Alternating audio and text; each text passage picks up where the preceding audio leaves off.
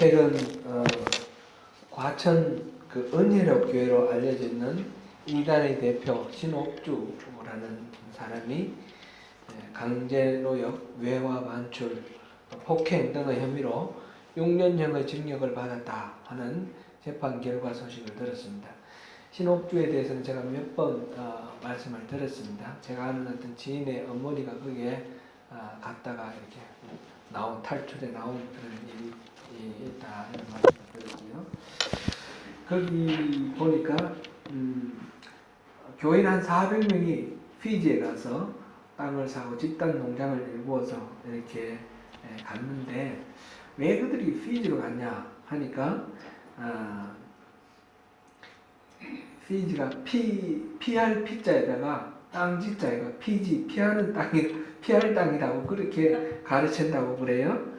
영어로는 FIJI인데 피지인데 그렇게 주장을 한다 그러고요. 또 거기에서 보니까 동영상을 이렇게 봤습니다. 보니까 그 신옥주라는 사람이 이제 목사 안수도 받고 목사인데 그 성도들을 불러내놓고 막 뺨을 때리고 막 그러더라고요. 예배 시간에 그러기도 하고 또 따로 이렇게 성도들끼리 서로 막 때리는 그런 시간이 있어요. 아들이 엄마를 때리고 엄마가 아들을 때리고 이런 식으로 갓난애 애들 기저귀 찬 애들도 서로 때리게 만들고 이른바 타작마당이라고 그래요. 이렇게 폭행을 공공연히 교회에서 이렇게 행하는 것이 이게 참 이해가 안 되고 납득이 안 되는 것입니다. 그렇기 때문에 이들을 강제로 집단 이주시키는 그 과정 속에서 강제 노동시키고 또 외화 반출하고 또 서로 때리고 하는 폭행 이것 때문에 지금 6년형을 받았는데 이게 끝난 게 아닌 거예요. 지금도 피지 땅에 그 400명이 아직도 있는 거예요. 그들은 전 재산 다 투자해가지고 그렇게 갔기 때문에 거기서 빠져나오면 다 완전 면목이 되니까 나올 수도 없는 상태고 그 안에서 자기들끼리 서로 감시하면서 또 탈출을 못하도록 막고 이런 상황이에요. 이 때리는 거는 왜 때리냐 그랬더니 타작마당이라고 그래요. 얘 타작 마지막에 수학을 해가지고 타작을 해서 도래기질을 해가지고 곡식은 알곡은 알곡대로 그 껍질대로 이렇게 분류를 하는 것처럼 이 사람을 때려가지고 사람 속에 있는 마귀 이것을 떨어뜨리는 거래요. 어떻게 이렇게 멀쩡한 사람들이 그 보면 뭐 회사원도 있고 교사 출신도 있고 뭐 멀쩡한 사람들입니다. 그런 사람이 어떻게 이렇게 참 어처구니 없는 그런 거짓말 이 속임수에 속아 넘어갈까? 이 황당무계한 일이 어디 있을 수 있나? 참 납득이 잘 안 갑니다. 보면 그 이단들은 비슷비슷하게 그런 것들이 참 얼도 담도 않는 것이 많이 있죠. 신천지도 보니까 막 그 사람들에게 거짓말하라, 속여라, 어떤 식으로 해서 작전을 짜서 속여서 어떻게 하라 이걸 거짓말을 가르치는데 그것이 이른바 자기들의 말로 모략이라고 그래가지고 이 사람들의 영혼을 말하자면 살리는 방법이다 이렇게 가르치는 거예요. 그게 속아가지고 막 사람들을 속이고 그런 일을 정당화하는 것도 있습니다. 이 오클랜드에도 지금 들어왔다 그러는데 JMS라고 있죠. JMS라는 이단 정명석 오클랜드 대학생들 중에 지금 들어와서 아주 비상이 걸렸다 그런 이야기도 들었습니다. 이 정명석은 많은 젊은 여성들을 이렇게 성적으로 이렇게 농락하고 이래가지고 감옥을 10년을 살았나? 지금 석방될 때가 아마 다 돼갈 것 같아요. 정확하게는 잘 모르겠는데 하여튼 그런 일을 저질렀는데 그 이유가 뭐냐? 사람들이 왜 속았냐? 그러니까 이 자기 속에 있는 하나님이 어루만지는 거예요. 그리고는 성추행을 하고 성폭행을 하는 거예요. 이런 이야기를 참 어처구니 없는 이야기인데 이게 이 이단들에게만 있는 건 또 아닌 것 같아요. 이른바 정통교회, 정통교단이라고 하는 교회에서도 그런 일들이 있어요. 지금 한기총회 대표하는 그 전광문이라는 목사, 그 사람은 교인들 여성 교인들을 얘기를 하는 거죠. 자기 앞에 세워놓고 빤스 내리라. 그러니까 내리면 자기 성도고 안 내리면 성도가 아니다. 이런 말을 했어요. 그런 미친 소리를 듣고 그래도 그 사람을 목사로 여기면서 지금도 따라간 사람이 지금 현재 그 사랑제일교회라는 그 교회 성도가 2,000명이라는 거예요. 이런 문제들 좀 대체로 오늘 한국 교회가 참 상식적으로 납득이 안 되고 이해가 안 되는 그런 심각한 병을 앓고 있습니다. 이 이유들이 어디에 있을까? 여러 가지로 분석할 수가 있는데 가장 기본적으로는 교회에서 이 반지성주의가 너무 이렇게 팽배한 것 아닌가 그런 생각이 듭니다. 제가 처음 이제 교회에 나가고 처음 이렇게 신앙생활 시작할 때에 제가 그런 말 한번 들었죠. 이 성경 공부 시간에 질문을 몇 번을 했더니 질문을 못하게 하는 거예요. 자꾸 그렇게 따지지 말라고. 신앙은 따지는 게 아니고 믿는 거라고. 덮어놓고 믿어야 된다고. 그런 이야기를 하더라고요. 이런 식으로 신앙은 따지는 것이 아니라 막 골치 아프게 생각하면 자꾸 믿음이 없어진다. 그러니까 덮어놓고 믿어라. 이렇게 하는 지성을 배격하는 반지성주의, 이것이 한국교회를 병들게 하는 중요한 요인이 아니겠는가. 그렇게 전문가들도 그렇게 봅니다. 우리 기독교 역사를 보면 그 가톨릭 교회가 1500년까지 16세기 중반까지 교회에서 이 신부가 가르치는 그대로만 듣고 믿으라고 그렇게 배웠습니다. 성경도 읽을 수가 없습니다.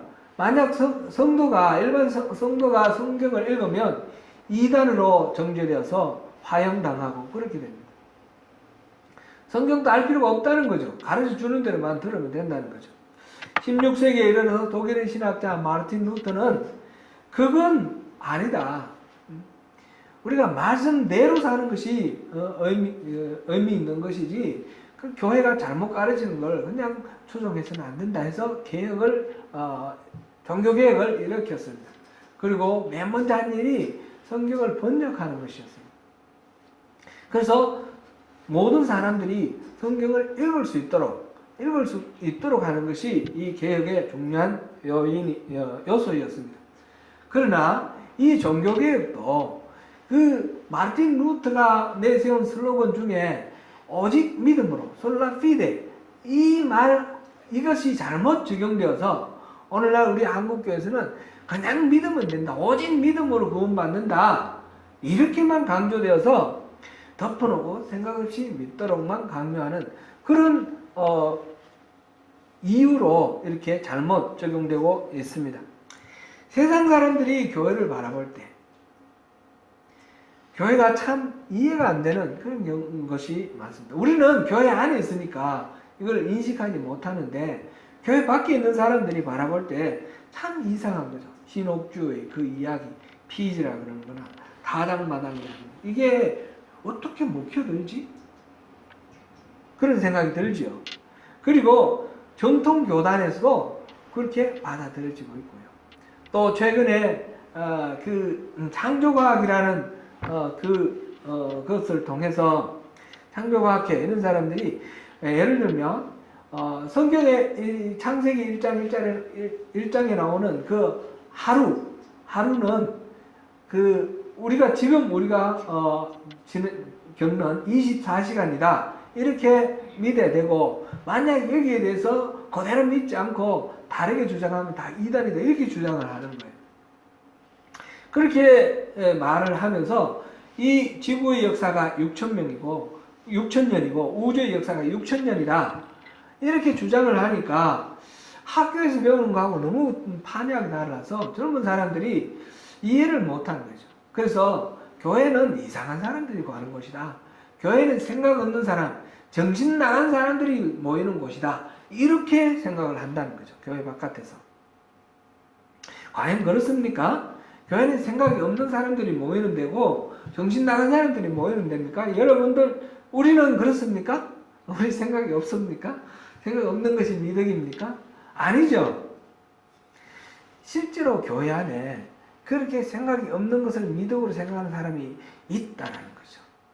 그것이 아니라는 것을 우리가 오늘 말씀을 통해서 한번 다시 살펴볼 필요가 있다, 이렇게 봅니다. 오늘 본문은 사울 왕이 이스라엘의 첫 번째 왕으로 이렇게 세워진 후에 이렇게 하나님으로부터 버림받는 과정을 기록한 내용입니다. 사사기를 지나면서 이스라엘 사람들은 왕을 달라고 했습니다. 이스라엘 사람들의 진정한 왕은 하나님이신데 그 하나님은 보이지 아니하시고 느껴지지 아니하니까 사람 왕을 보내달라고 그렇게 요구를 하였습니다. 하나님은 이 일이 이렇게 요구될 줄을 이미 아셨기 때문에 신명기 17장 14절에서 20절 보면 왕을 구할 때에 왕을 이렇게 하나님께서 세우실 텐데 이렇게 세우고 이렇게 하라 하는 내용이 나와 있어요. 그것은 아무나 세우지 말고 여호와 하나님께서 택하신 자만 왕으로 세우라. 그리고 왕이 된 자는 병마를 많이 두지 말고, 이거는 군사력을 의지하지 말라 이 말이죠. 그 다음에 아내를 많이 두지 말고 이 세상의 정욕에 너무 마음 뺏기지 않도록 하라, 이런 말이죠. 이런 식으로 하면서 왕은 늘 율법서를 곁에 두고 그 말씀을 읽어서 그 말씀대로 살고 그 명령을 지켜 행하라, 이렇게 신명기에서 말해 주었습니다. 사울이 왕이 된 지 2년이 지났을 때입니다. 지금 사무엘상 13장 1절에 보면 2년이 됐다고 나왔는데 이스라엘 상비군이 3,000명입니다. 이스라엘의 군인이 지금 3,000명입니다. 근데 2,000명은 왕이 관할을 하고 2,000명은 왕의 아들 요나단에게 맡겼습니다. 왕은 그 믹마스와 베델산에 배치를 하고 있고 1,000명은 요나단이 기브아에 주둔하게 한 상태입니다. 지금 이 믹마스나 베델이나 기브아나 이거는 다 이 이스라엘의 그 지도를 여러분 머릿속에 한번 떠올려 보십시오. 그 중에 한가운데입니다. 한가운데. 베냐민의 영토입니다. 베냐민. 이 아래쪽에 이 예루살렘 밑으로 이쪽으로는 유다가 차지하고 있고 그 위에는 에브라임이 차지하고 있고 그 가운데가 이 베냐민 지파가 차지하고 있는 데인데, 근데 블레셋 수비대가 게바에 있었습니다. 블레셋의 수비대 게바도 보면 그 게바의 위치가 이 믹마스와 여기 기브아 중간이에요. 중간. 거기에 그러니까 이스라엘 영토 한가운데에 블레셋이 와 있다라는 거죠. 그 블레셋 수비대를 요나단이 공격한 것을 계기로 해서 블레셋이 반격을 시작을 합니다. 근데 블레셋의 군대 숫자를 보니까 병거가 3만이고 마병이 6천이고 백성은 모래와 같다, 이렇게 되어 있습니다. 병거라고 그러면 그 요즘식으로 표현하면 탱크예요. 탱크. 장갑차. 무장한 그런 마차죠. 이 병거가 3만이나 되고 또 마병이 6천이고 기마병이 6천명이고 그 보병들은 모래와 같이 셀 수 없을 정도로 많다. 지금 이스라엘 군대는 전부 합쳐서 3,000명이라고 그랬는데 상대되는 블레셋은 숫자가 뭐 어마어마하게 많은 거죠. 수십 배가 되는 거죠. 이스라엘 사람들은 이 블레셋의 압도적인 무력 앞에 겁을 먹고 사람들이 숲풀과 바위틈과 은밀한 곳과 웅댕이 이런 데로 다 숨었다 이랬고, 또 어떤 사람들은 요단강을 건너서 요단강 동편으로 그거 보면 므낫세 지파, 갓 지파, 루벤 지파가 이렇게 차지했지 않습니까? 그 땅으로 도망가는 거예요. 갓으로 또 길르앗으로. 길르앗은 이게 이제 므낫세 지파가 차지했던 쪽에 그 길르앗 그쪽으로 지금 도망을 갔습니다.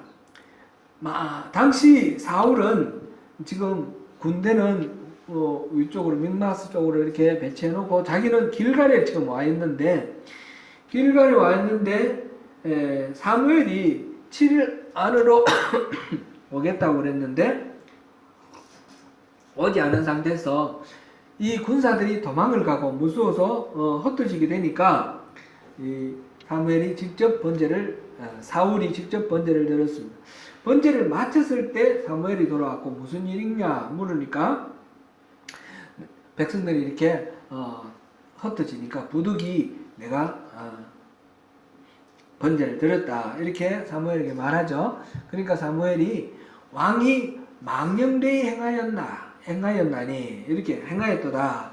왕이 망령되이 행하였도다 이렇게 말하고 질책을 하고 하나님이 당신을 버렸다 이렇게 선언을 하는 것입니다. 사울은 여기에서 무슨 잘못을 저질렀는지 왜 하나님은 사울을 버리게 되었는지 그거를 우리가 한번 생각해 볼 필요가 있습니다. 사울이 제사 드린 게 잘못입니까? 막 병사들이 흩어져서 도망가는데 그들의 마음을 붙들기 위해서 하나님의 은혜를 구하는 제사를 드렸는데 그것이 잘못인가요? 무엇이 잘못인가요? 흔히 생각하기를 사무엘이 제사장이고 이 사울은 왕인데 왕이 제사를 드려서 사무엘의 그 제사장 직분을 침범했다. 이거는 그 제사 지내는 건 제사장만의 고유한 그런 직무이기 때문에 그게 큰 문제가 되었다. 이렇게 보기도 합니다. 이것도 일정 부분 맞는 말이긴 하지만 사무엘도 사실상 제사장은 아니거든요. 사무엘은 선지자이고 또 사사인데 그러나 제사장은 아니거든요.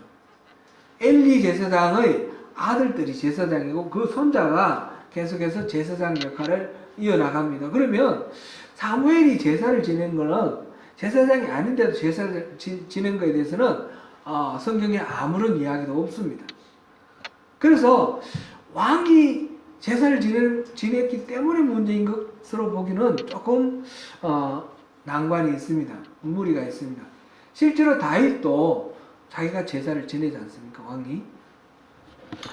그래서 그렇다면 뭐가 문제인가? 그것을 우리가 들여다볼 필요가 있습니다. 8절에서 12절 보면 백성들이 블레셋의 군세를 보고 두려움에 사로잡혀 도망을 갔는데 사울은 사무엘이 오기를 기다렸습니다. 근데 사무엘이 오기를 기다린 그 7일이라는 말이 이게 어디서 연결이 되는가 보니까 10장 8절에 이래 뒤에 내가 오겠다. 그때 내가 화목제와 번제를 드릴 테니까 기다리라. 이런 말이 나오거든요. 그러면 그때로부터 7일인가? 사실상 그건 또 아니에요. 지금 10장 8절에 나오는 그때는 처음 사울이 왕으로 초대될 때고 지금 여기는 사울이 왕이 된 지 2년 후예요. 2년 후니까 바로 연결되는 건 아닙니다. 그렇다면 이거는 어떻게 이해해야 되는가? 왕은 어떤 중대한 일을 결정을 할 때 그냥 세상 왕들은 자기 원하는 대로 하자 하면 하고 말자 하면 마는 그런 거지만 이스라엘의 왕은 하나님의 명령을 기다려야 된다는 거죠. 그걸 7일을 기다리라는 것으로 지금 이렇게 표현이 되어 있습니다. 사무엘이 올 때까지 7일을 기다리라. 그리고 이스라엘의 왕은 세상의 왕들과 다르게 철저하게 하나님의 대리인이라는 것입니다. 하나님의 대리인이기 때문에 하나님의 또 다른 대리인, 선지자, 하나님의 말씀을 직접적으로 예언하는 선지자의 그 지위를 받아서 그래서 백성들을 다스리도록 그렇게 위임받은 자리입니다. 그러므로 사무엘이 오지 않은 상태에서 이 사울이 직접 제사를 지냈다는 것은 그 하나님의 명령을 기다리지 않고 하나님의 지위를 받지 않고 세상 왕들처럼 자기가 그냥 왕 노릇을 했다라는 그런 것으로 우리가 볼 수가 있습니다. 사무엘은 사울에게 왕이 망명되게 행하였도다 이렇게 말했는데, 바로 그 이유가 이렇게 왕이 이스라엘 왕 다음을 잃어버리고 세상 왕처럼 그렇게 해버렸다는 거죠. 이 사울은 그러면 또 왜 그렇게 했을까 또 생각해 볼 때, 그 이전에 10장에서 이 미스바에 모여서 사무엘이 미스바에 온 백성들을 모았을 때 블레셋이 공격을 해옵니다. 그럴 때에 사무엘이 번제를 드리는 것을 봤습니다. 그랬더니 하나님이 블레셋과 직접 전쟁을 하셔서 블레셋을 물리쳐 주신 것을 봤습니다. 그러니까 사울은 그냥 사무엘이 하는 것, 옛날에 했던 것을 생각해서 그대로 따라한 것입니다. 그대로 따라한 것. 백성들이 두려워 흩어지는 것을 방지하기 위해서 민심을 수습해야 되겠는데 어떻게 할까 하다가 그냥 사무엘이 옛날에 그때 번제 드리는 거 봤더니 하나님 싸워주시더라. 그러니까 아무 생각 없이 사무엘이 하는 대로 해서 결국 자기가 원하는 것은 무엇입니까? 민심을 수습을 해서 자기 왕의 그 자리를 잃어버리지 아니하도록 지키는 그런 일을 했다는 것이죠. 그래서 하나님께 제사를 드렸지만 그 하나님께 제사 드리는 것은 하나님을 기쁘시게 드리는 그런 제사가 아니라 자기의 목적을 이루기 위한 것. 사람들이 백성의 민심을 수습하고 자기가 원하는 군대를 유지해서 전쟁에 이길 수 있는, 그래서 자기의 승리를 이룰 수 있는 그런 방법으로 이 제사를 드렸다는 거죠. 이렇게 보면 여기에서 사울이 사무엘이 오기 전에 제사를 드렸다는 것은 중요한 그런 두 가지 측면에서 문제가 있습니다. 첫째는 세상의 왕들처럼 자기가 마음대로 결정을 해서 하나님의 그 지위를 받지 않았다는 것. 그것이 왕으로서 버림을 받게 되는 것입니다. 그래서 하나님의 마음에 드는 사람을 하나님이 다시 찾겠다라고 그렇게 결정을 하십니다. 그리고 또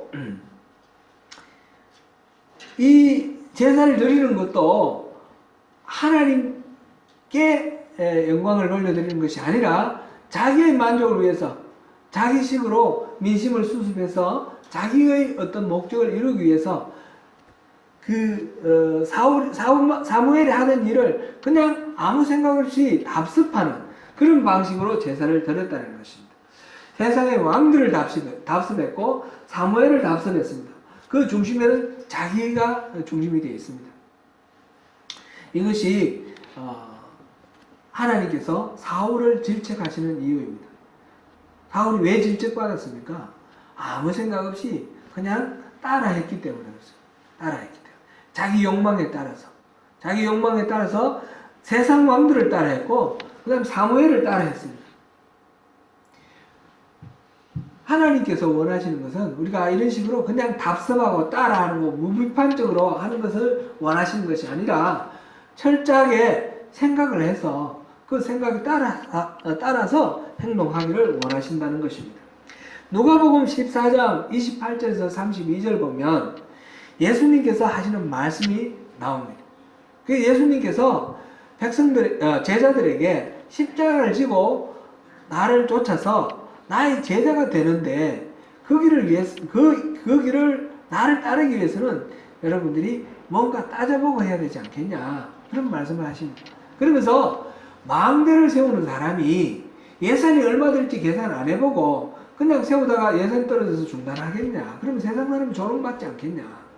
전쟁을 나가는 왕이 상대의 나의 군사력 비교해보지도 않고 그냥 싸우다가 그냥 패배당하는 그런 어리석음을 범해서는 되겠느냐? 망대를 세울 때도 계산해 봐야 되고 또 전쟁에 나갈 때도 따져봐야 된다. 예수님이 그렇게 말씀을 하십니다. 이치에 맞는 진리인지 분별하고 이 예수를 따르는 이 길이 참으로 우리 인생을 걸어서 인생을 걸만한 가치 있는 일인가 따져보고 그 다음에 그게 같이 있으면 모든 것 아낌없이 다 던져서 투자를 하라. 그런 말씀이죠. 그냥 아무 생각 없이 그냥 따라오는 것은 안 되는 것입니다. 그래서 예수님을 따르겠다는 사람들에게 예수님은 그냥 무조건 허락하지 않으시고 돌려보내시는 그런 사례들을 많이 봅니다. 우리가 잘 아는 민수기 13장, 14장의 이야기, 출애굽한 이스라엘 백성들이 12명의 정탐꾼을 선발하여 가나안 땅을 살펴보는 이 사건을 통해서 우리가 따져보는 것이 또 어떤 것을 유의해야 되는지 그것을 말씀해 주십니다. 제가 역점을 두고 설교를 한 내용 중에 우리의 믿음이 이렇게 되면 잘못된다 하는 것 중에 율법주의, 기복주의, 인본주의가 있죠. 인본주의는 어떤 것을 말합니까? 인간의 합리적인 생각만으로, 우리의 어떤 경험만으로, 우리가 알고 있는 그 지식만으로 모든 것들을 판단하지 말라 하는 것입니다. 그런 식으로 판단하면 인본주의적이 되는 것이고, 중심을 확실히 우리에게서 하나님께로 옮겨서 하나님의 관점으로 모든 것들을 판단해 보아야 된다라는 말씀을 들었습니다. 그것은 우리가 아무 생각하지 말라는 뜻이 아니고 철저히 판단을 해보되 우리의 합리적인 이성에만 근거를 해서는 안 된다는 것이죠. 이 민수기 13장, 14장 이야기로 한번 들어가 보겠습니다. 13장 25절부터 29절까지 우리 한번 읽어보겠습니다. 40일 동안 땅을 정탐하기를 마치고 돌아와 바란 광야 가데스에 이르러 모세와 아론과 이스라엘 자손의 온 회중에게 나와 그들에게 보고하고 그 땅의 과일을 보이고 모세에게 말하여 이르되 당신이 우리를 보낸 땅에 간적 과연 그 땅에 젖과 꿀이 흐르는데 이것은 그 땅을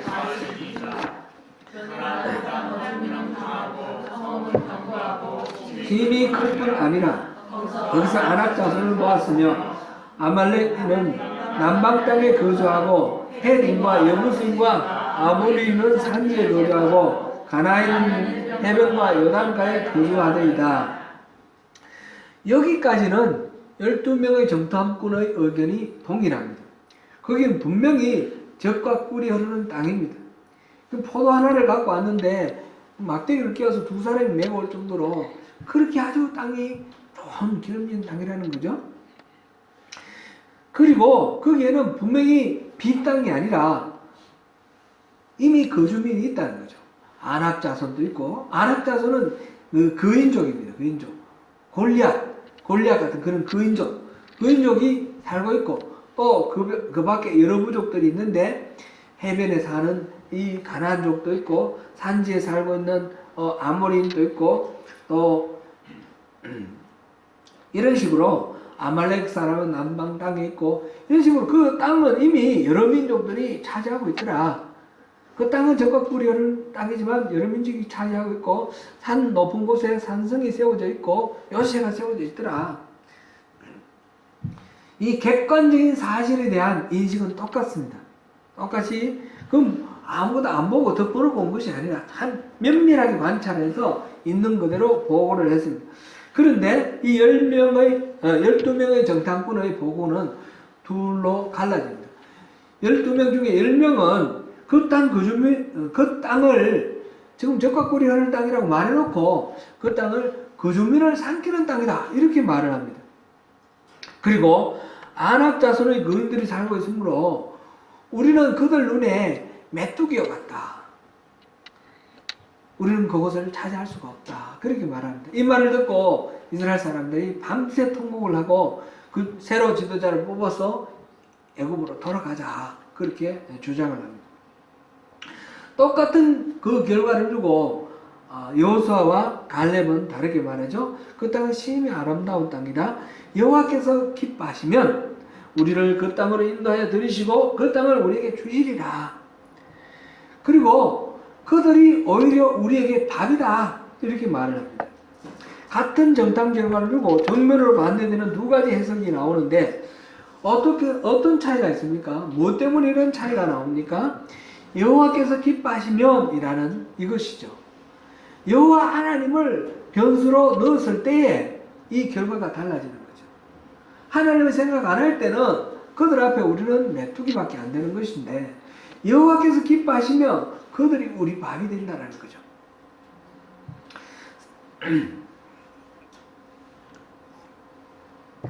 합리적인 이성을 가지고 잘 분별을 하되 하나님이라는 변수를 빼먹지 말라는 것을 여기서 말하고 있습니다. 사무엘하 15장에 보면 압살롬이 반역을 일으킵니다. 그래서 다윗은 이 아들 압살롬의 반역 소식을 듣고 그냥 불이 나게 도망을 갑니다. 언약궤를 갖고 가자라는 말도 들었지만 그런 걸 안 하고 그냥 맨몸으로 도망을 갑니다. 황급히 도망을 가는데 16장에서 바울이 내렸을 때 시므이라는 사람이 따라와서 막 저주를 합니다. 먼지를 날리며 저주를 합니다. 수르의 아들 아비새가 저놈 죽여버리십시다. 그랬더니 다윗이 내버려두라. 하나님이 저 사람에게 나를 저주하라고 하신 거다. 그러면서 내버려두게 합니다. 다윗은 그 시므이가 저주하는 것을 자기의 죄를 돌아보는 하나의 그걸로 삼습니다. 그렇다고 해서 이 모든 일을 속행으로 여긴 것은 아닙니다. 다만 하나님을 변수로 생각해서 보는 것입니다. 압살롬 반역이 진압된 후에 돌아올 때 시므이가 다시 와서 삭삭 빌면서 잘못했습니다 그랬을 때 그때도 아비새가 죽여버립시다 그랬는데 죽이지 않고 살려줍니다. 그러나 완전히 없던 일로 해주는 것을 아닙니다. 나중에 다윗이 죽을 때 아들 솔로몬에게 유언을 합니다. 시므이를 저 백발로 그냥 고이 가게 하지 말고 백발에 피를 묻혀서 서울로 가게 하라. 그런 유언을 남겼고 솔로몬은 또 그 시므이와 약속을 만들고 그 약속을 어기는 시므이를 처형하는 그런 방식이 됩니다. 이 모든 일들에서 어떤 일을 바라볼 때 자기 생각만 자기 판단만으로 모든 것들을 결정하지 않냐고 하나님의 관점에서 그것을 다시 한번 재해석하는 것을 봅니다. 기독교 신앙에는 우리 이성과 논리로 다 설명할 수 없는 체험적 요소가 있습니다. 신비적인 요소가 있죠. 우리가 하나님과의 인격적인 만남이라고 말하는 것은 객관적으로 설명할 수 없는 그런 주관적인 체험인 경우가 많습니다. 그런 회신 그리고 기도를 했을 때 하나님이 이건 어떻게 설명할 수 없는 그런 방법으로 우리에게 응답해 주실 때가 있습니다. 그것을 통해서 하나님 살아계신다. 하나님 분명히 우리 기도에 응답하신다는 것을 우리 체험적으로 경험하며 간증하고 고백하죠. 또 매일매일의 삶, 일상의 삶 속에서도 하나님이 우리 삶에 개입하시고 함께 동행하시는 것을 우리가 경험할 때가 많이 있습니다. 하나님의 살아계심과 일하심을 하나님이 보여주시는 것을 우리가 계시라고 말하는데 이 하나님의 계시를 분별하는 것 이것은 그냥 우리가 무조건 체험적으로만 모든 것들을 판단할 수는 없습니다. 그 체험이 잘못 이해가 되면 이 주관적이기 때문에 오해가 되고 엉뚱한 그런 결과를 낳을 수도 있습니다.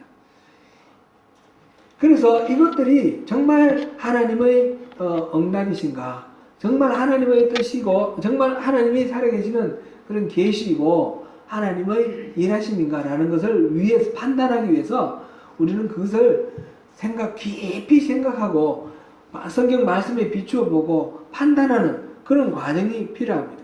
그것을 위해서 합리적인 이성이 반드시 필요합니다.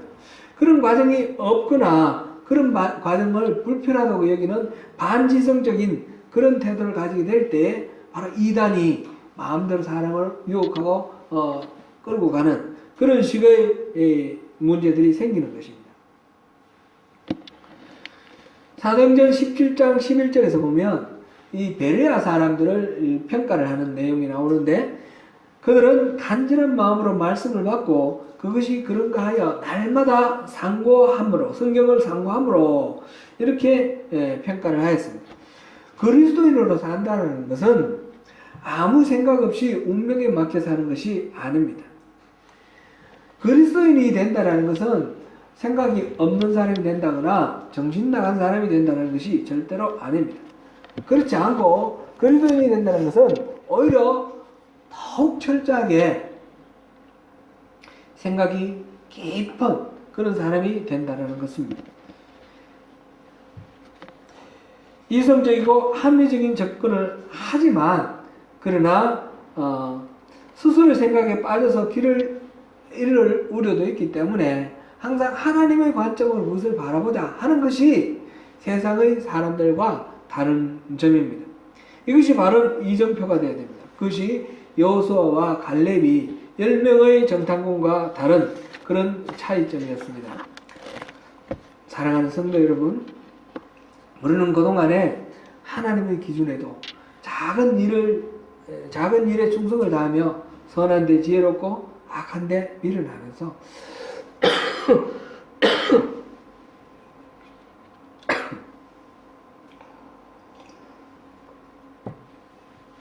그렇게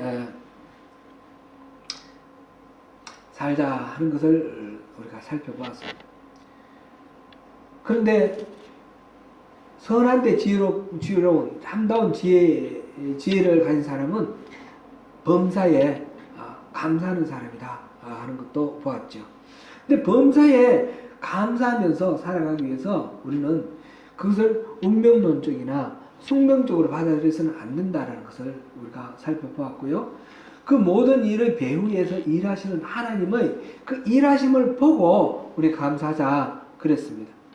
그것을 분별하고 판단하기 위해서는 우리에게는 이성이 필요하고 지성이 필요한 것입니다. 우리 신앙, 영성이라는 것은 이 지성, 이성을 바탕으로 하는 영성입니다. 영성은 그냥 어떤 이상한 신비한 그런 것만을 이야기하는 것이 아니라 이 지성적인 토대 위에서 하나님의 관점을 플러스했을 때, 그랬을 때 우리 특별히 기독교의 영성, 다른 데도 다 영성이 있지만 그 영성은 어떤 실체의 궁극적인 실체를 발견하는 그것인데, 우리 내면에 아주 깊이 있는 우리 자아의 본질을 발견하는 것인데, 우리 인간에게는, 기독교인에게는 성령님이 들어와 계시지 않습니까? 그러니까 우리 내면 깊숙이 하나님의 영이 발견되고 그것이 우리 삶 속에 드러나는 것, 이것이 바로 영성인데, 그것이 기독교인의 영성입니다. 그런데 이 영성은 바로 우리에게 하나님이 주신 이 지성을 바탕으로 해서 분별하고 판단하고 노력하는 그런 것들이 전부 다 온전하게 발휘될 때에 바르게 나타나게 되는 것입니다. 사랑하는 성도 여러분, 이런 하나님의 신실하심을 믿는 가운데 우리 안에 오신 하나님의 그 영성이 우리의 지성을 통해서, 우리 감성을 통해서, 우리의 삶의 모든 분별에 있는 의식을 통해서 아름답게 하나님의 성품으로 그렇게 발휘될 수 있도록 그렇게 우리가 주님 앞에 나서야 되겠습니다. 그리스도인의 영성이라는 것은 생각 없는 사람, 비판적인 그런 분별력이 없는 사람, 이런 사람이 아니고, 반지성적인 것이 아니고 깊은 생각 분별 속에서 그 분별을 바탕으로 해서 생각이 있는 그리스도인으로 산다는 것은 생각이 깊은 사람이 된다는 것입니다.